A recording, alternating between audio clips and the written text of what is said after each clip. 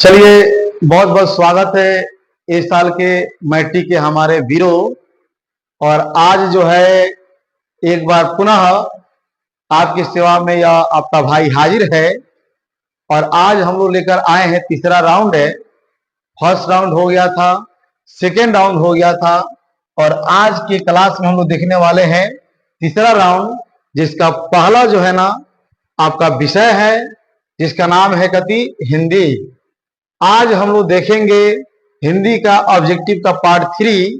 और पार्ट 3 में फिर आपको समझिए कि 50 ऑब्जेक्टिव प्रश्नों का समावेश आपके सामने हम पेश करेंगे। एक एक सवाल का समझिए कि हम लोग जो है ना आपका आंसर से बनाएंगे और साथ देंगे आप हमारे शेर और शेरनियों। यदि आपको याद होगा तो निश्चित है कि आप जवाब जो है ना कमेंट्स बॉक्स जो है ना भर दीजिए अपने जवाबों से। इसी के साथ जो है ना हम चालू करेंगे आज हिंदी का पार्ट 3 ऑब्जेक्टिव। चलिए, तो क्लास शुरू करने से पहले आज आपके लिए लेकर आया हूं खास मोटिवेशन।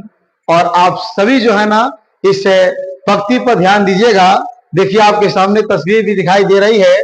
कहा जाता है कि दोस्त मायूस मत होना, जिंदगी से किसी भी वक्त तेरा नाम बन सकता है। दोस्त मायूस मत होना, जिंदगी से किसी भी वक्त तेरा नाम बन सकता है। अगर दिल में हो आग और हौसले हो बुलंद है, अगर दिल में हो आग और हौसले हो बुलंद है, तो अखबार बेचने वाला भी कलाम बन सकता है। अखबार बेचने वाला भी कलाम बन सकता है। चलिए, इसी के साथ शुरू कर देते हैं आज आपका क्लास। ध्यान दीजिएगा। देखिए, आपकी क्लास में जो है ना क्या है, एक से बढ़कर एक जो है ना हम लोग ऑब्जेक्टिव क्वेश्चनों का जो है ना अध्ययन करेंगे। और आते हैं, देखते हैं भाई, पढ़ते हैं क्या है आज का ऑब्जेक्टिव। आप लोग विशेष ध्यान देंगे, फिर आज गर्दा उड़ेगा। और समझिए कि उड़ेगा काहे नहीं भाई, ध्यान दीजिएगा, ध्यान देना है।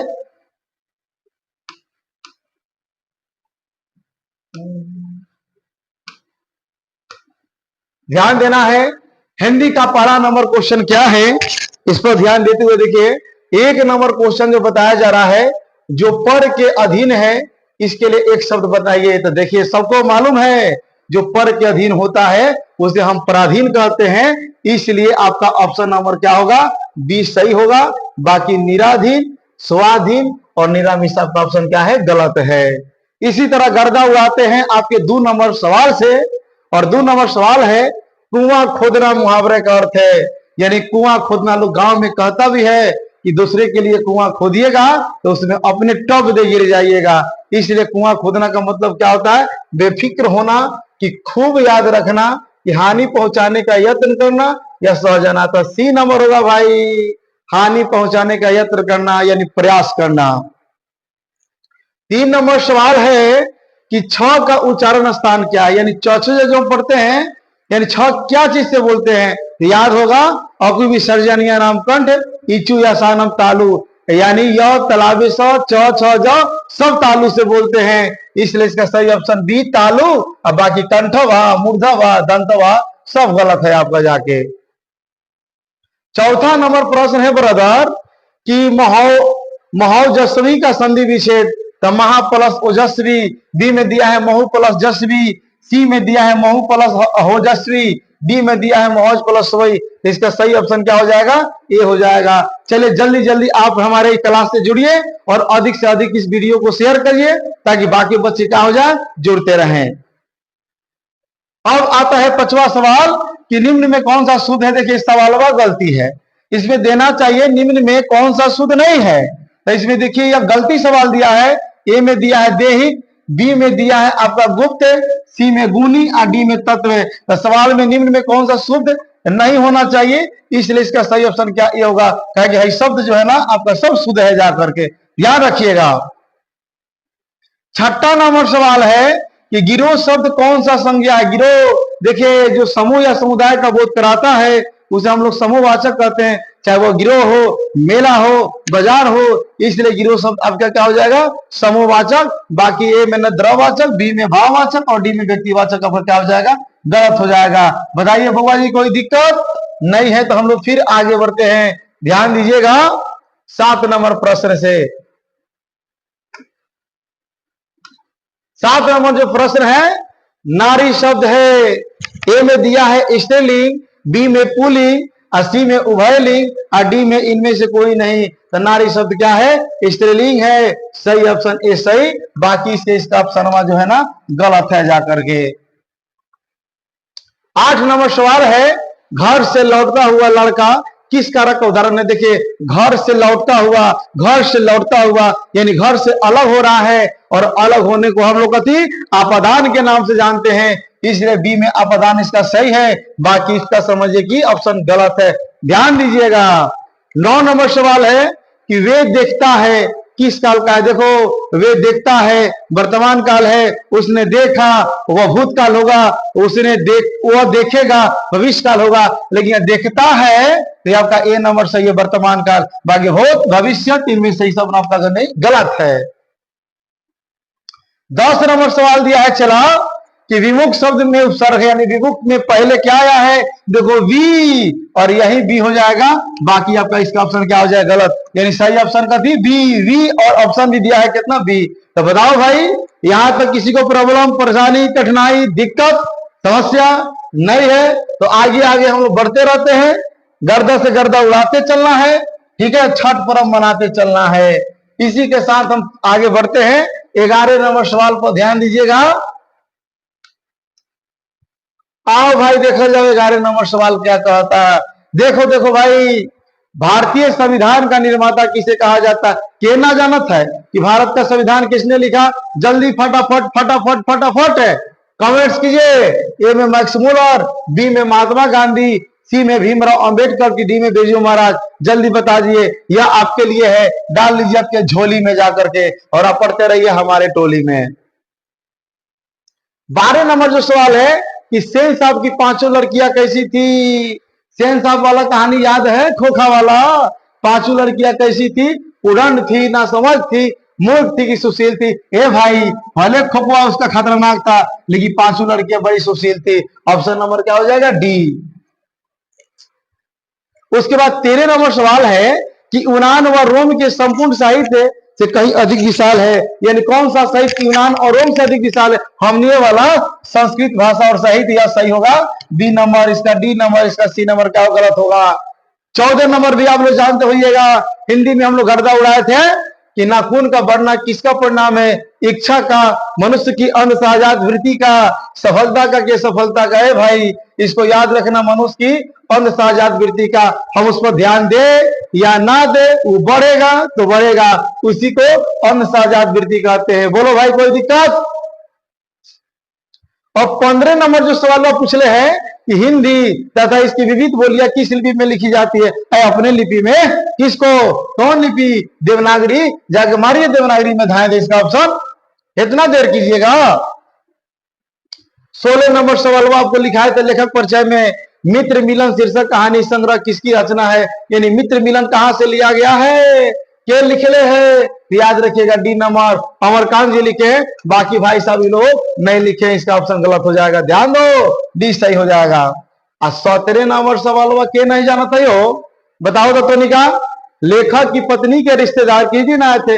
याद बा बहादुर वाला कहानी भाई, कौना दिन आए थे? रविवार के, सोमवार के, मंगलवार के कि बुधवार के? आज बोलो तो आज कौन दिन वहां?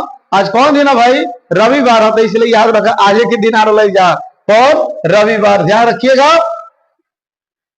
18 नंबर जो सवाल है भाई, लेखक रामविलास शर्मा कब से कब तक भारतीय प्रगतिशील लेखक संघ के महामंत्री रहे? ऑप्शन ए में दिलेबा 48 से 52, बी में 49 से 53, सी में 50 से 51, और डी में दिलेबा 47 से 52। सही ऑप्शन हमने के याद रखिएगा भाई। अगर कौन सही ऑप्शन? B number. क्या है भाई? बी नंबर एक ऑप्शन याद रखिएगा। आपका 49 से कितना? 53 तक ले। बोला बउआ लोग में कोनो दिक्कत? ए भाई बोला सन भाई, अब ये क्या थक गया है तुम लोग? ध्यान देखो।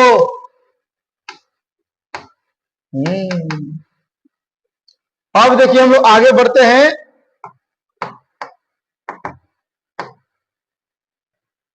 देखो भाई, अब 19 नंबर सवाल, 19 नंबर सवाल है कि द्वंद्वात्मक भौतिकवाद मनुष्य की चेतना को आर्थिक संबंधों से प्रभावित मानते हुए आपका उसकी सापेक्ष स्वाधीनता स्वीकार करता है।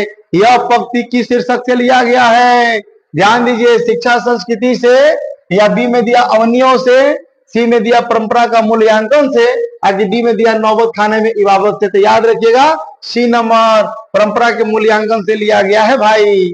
20 नंबर सवाल है, नेपाल में बिरजू महाराज के एक रिश्तेदार थे जिनका नाम था, अरे भाई हमसे क्या बोलवा रहे हो, बिरजू महाराज वाला भूल गए क्या? जल्दी बताओ। ठुमक लाल, चुनू लाल, हरिहर राय, झुमक लाल। जल्दी कमेंट्स में इसका जवाब दीजिए, क्या होगा? बड़ी हल्की सवाल है और यह आपको आना ही चाहिए किसी तरह। आइए अब हम लोग देखते हैं 21 नंबर सवाल। ईश्वर पेटलीकर कहाँ के लोकप्रिय कथाकार है? कहाँ के? राजस्थान के हैं, उड़ीसा के हैं, गुजरात के कि कर्नाटक के? ए भाई सही आपके गुजरात के। कहाँ के है जी? गुजरात के। 22 नंबर जो सवाल है, धरती कब तक घूमेगी कैसी कहानी है? याद है सीता मैया वाला कहानी, लास्ट चैप्टर? कैसी कहानी है? धार्मिक, राजनीतिक, आंचलिक की सामाजिक? बाबू सामाजिक कहानी है। देख रहे थे ना आज हमारे समाज में किस प्रकार की, इस तरह अपने माँ के साथ घटना घटती है, इसलिए हम ना इसको हम राजनीतिक बोलेंगे, ना धार्मिक, ना आंचलिक, इसको तो बोलेंगे हम सामाजिक। 23 नंबर सवाल फिर उसी चैप्टर से कि अगले दिन सीता ने क्या किया? घर छोड़ दी। बी में दिया रोने लगी, सी में आपका दिया है काम करने लगी, डी में बिरजू के पास चली गई। नहीं भाई, अगले दिन वो घर छोड़ दी। और जब बेटा यह करेगा तो कोई मां रहेगी? संभव नहीं होता है भाई। 24 नंबर में है, पार्वती बेहोश क्यों पड़ी थी? दावा के कारण, डर के कारण, तेज बुखार के कारण की कमजोरी कारण? तो बउआ पपातिया को तेज बुखार हुआ था इसलिए वो बेहोश पड़ गई थी। सही ऑप्शन सी नंबर याद रखिएगा। चलिए आगे। मंगू कब से पागल है? 5 साल से, 3 साल से, 2 साल की, जन्म से? तो याद रखिएगा मंगू कब से पागल थी? जन्म से। बताए थे ना पागल और गूंगी थी। 26 नंबर सवाल है, पागलों के अस्पताल में उपद्रवी मरीज को कैसे रखा जाता था? बताओ। बांधकर, स्वतंत्र, कमरे में बंद कर, या ऊंचे स्थान पर? तो याद रखिएगा कमरे में बंद कर। बताओ भाई कोई दिक्कत? कोई दिक्कत नहीं है। तो फिर हम लोग आगे बढ़ते हैं। कौन नंबर सवाल जो है आपका समझिए कि इसके बाद हम लोग अगला सवाल पर बढ़ते हैं। ध्यान दीजिएगा 27 नंबर। 27 नंबर जो सवाल है,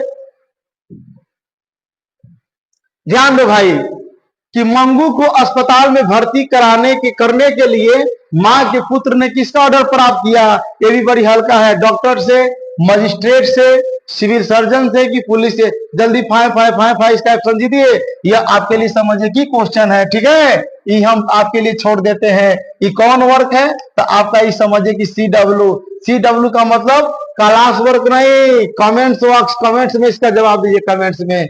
बोलो भाई कोई दिक्कत नहीं। पढ़ते चलिए, धीरे धीरे एक एक दिन हम लोग का खत्म हो रहा है और हम आज सो गए तो कल के लिए समझिए हम लोग का रिजल्ट भी सो जाएगा। इसलिए रात हो या दिन, हमेशा समझिए कि आपका पढ़ाई आज से कल होना चाहिए। भिन्न हमेशा डिफरेंट पढ़िए। जात भर समझिए कि जब जगने का मौका मिले तो जगिए और जग के बता दीजिए कि पढ़ाई कैसे होती है। चलो भाई 28 नंबर सवाल है कि लक्ष्मी अपने दोनों लड़कियों और छोटे बेटे को सुलाकर कहां चली गई? खलिहान में, गुहाल में, रसोई में कि कमरे में? तो बउआ गुहाल में चली गई थी मालवा जलवा को खोलने, तो उसको भी खोल दिया जाए। सही ऑप्शन बी याद रखिएगा। और ना 29 नंबर सवाल देख भाई, अरे अपनी अमीरी दिखाने के लिए रसमलाई भेजी है, रसमलाई भेजी है क्या? या किसने कहा? तो नारायणा की पत्नी भंवरी बोली। इसका सही ऑप्शन ए हो जाएगा। बाकी ऑप्शन में इसका क्या हो जाएगा भाई? गलत हो जाएगा। 30 नंबर ना जाना तरह जाता हूं निकाल। 30 नंबर कहा था कि बल्ली अमाल से कहा कि डॉक्टर ने पपत्ती ले जाकर बोलते गांव वाला कितना गांव वाला खतरनाक डॉक्टर डरवा दिया था। गांव वाला डॉक्टर कि ले जा सर यहाँ ठीक ना होता ही है, सब गलत होता ही। अभी में गांव नंबर क्या हो जाता है? सही हो जाता है। ध्यान दो भाई। और 31 नंबर जो सवाल हुआ, सचिदानंद हीरानंद वत्स आयन अगे के पिताजी का क्या नाम था? ए में दिया है डॉक्टर देव शास्त्री, बी में दिया है हीरानंद शास्त्री, सी में दिया है विद्यानंद शास्त्री और डी में दिया वत्सनारायण शास्त्री। ऑप्शन याद रखिएगा बी नंबर कति हीरानंद शास्त्री। अब बताओ 32 नंबर सवाल, हमने के हिरोशिमा चैप्टर पढ़नी सन तो बताओ करे कि ना कि का बताओ करे?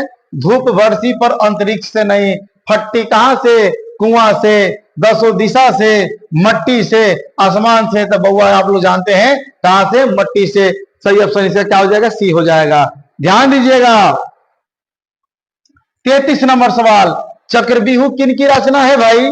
अनामिका की है, वीरेंद्र डंगवाल की है, सुमित्रा नंदन पंत की है कि कुंवर नारायण की? तो याद रखिएगा इसका ऑप्शन नंबर कौन जी, इसका डी नंबर कुंवर नारायण। बोलिए ब्रदर, इसमें कोई दिक्कत? बोलो शेरो, दहाड़ो एक बार, कोई दिक्कत? समझ में आ रही है? समझ में आ रही है तो याद रखिए, एक एक दिन आपकी जा रही है, मेहनत करके दिखाना है और दुनिया को बताना है कि रिजल्ट कैसे लाना है। ध्यान दीजिए। और है 34 नंबर क्वेश्चन। भाई ध्यान दिला काम बा। 34 में का बा, ये तो समझा कि हमने के हिंदी है ना, एक बार खाली हिंदी ताक लेवल जाए तो सेकंड में मारा जाए, सेकंड में, मिनट छोड़ना भाई। 34 नंबर सवाल कहता है कि देख बुआ, कवित्री अनामिका के पिताजी का क्या नाम था? अनामिका याद है अक्षर का? बेटे का नहीं अर्थात चौकट ठेंबे का, वही चीज।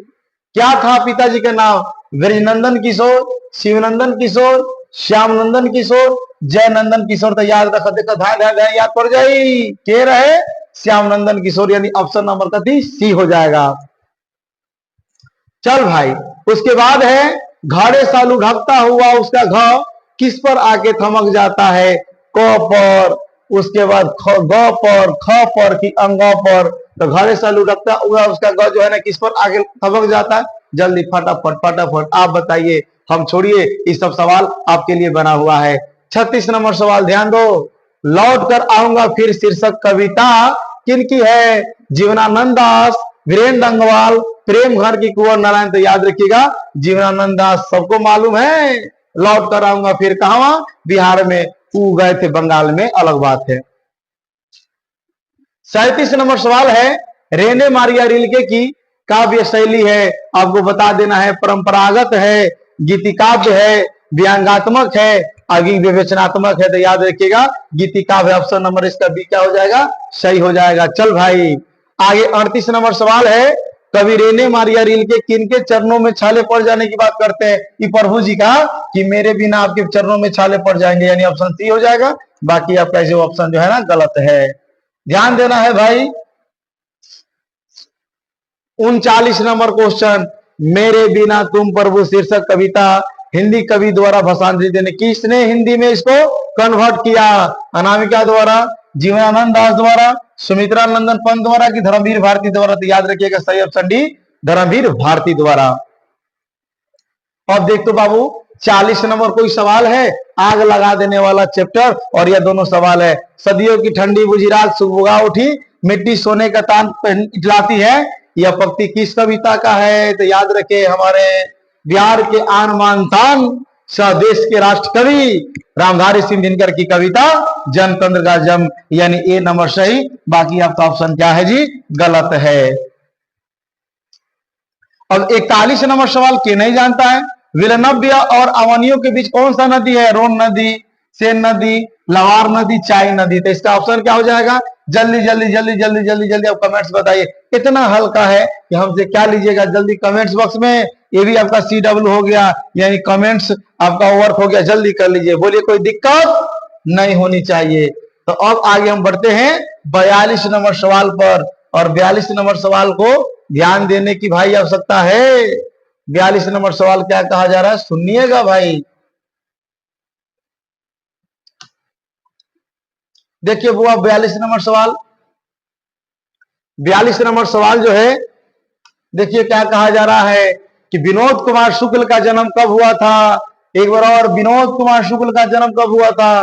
5 दिसंबर 1937, 1 जनवरी 1937, 8 जनवरी 1938, 7 जनवरी 1939। इसका ऑप्शन क्या हो जाएगा, बी, 1 जनवरी पिकनिक के दिन जन्म लिए थे। याद है ना भाई आपको?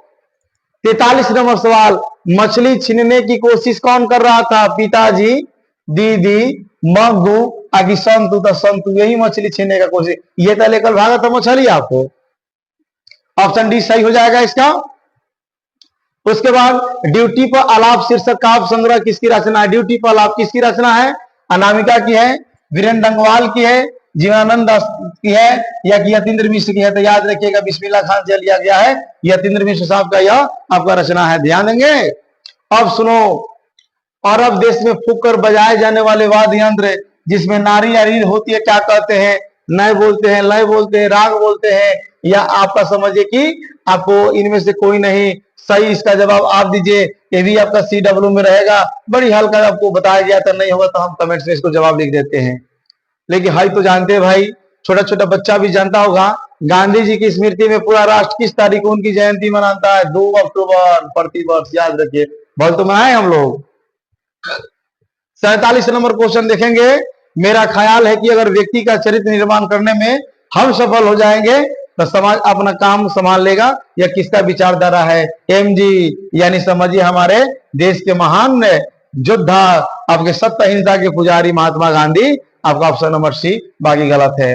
अब 48 देख बाबू, काशी में मरण भी है माना गया है, काशी में मरण भी माना गया है, कति अमंगल कठिन अशुभ की मंगल, याद रखिएगा। कहा जाता है काशी में मरना भी मंगल माना जाता है। ऑप्शन नंबर D इसका सही हो जाएगा। बताओ तो इसमें समय लग रहा है? बिल्कुल नहीं लगा, क्योंकि हाँ चाहे है ना भाई, संतोला जैसे क्लास में गा रहे हैं इसको।